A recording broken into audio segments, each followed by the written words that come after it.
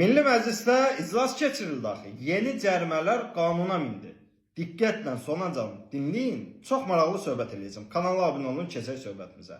Milli Məclis çox gözəl bir qərar verib. Əleyhinə deyirəm, əladır, superdir. İnternet provayderlar dövlət orqanlarının sorğularını 5 iş gün ərzində cavablandırmadığı və ya natamam cavablandırdıqları halda fiziki şəxslər 7-8 min manat, hüquqi şəxslər də 25-30 min manat cərimələnəcək. Əla.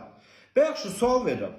Jurnalist dövlət qurumuna sorğu göndərəndə bəs dövlət orqanı 5 iş günün qoymuş ki, 15 iş günündə cavablandırmayanda niyə cərimə olunmur?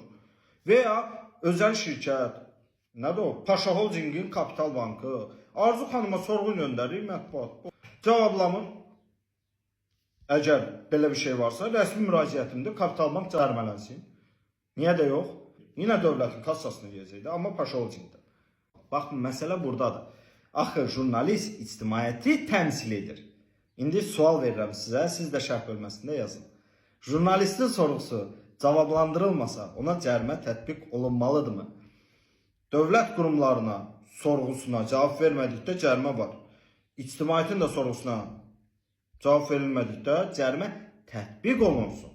Yəni ötəri yox, qanunda var, amma yox, tətbiq olunsun. Sizcə mümkündür? Olar?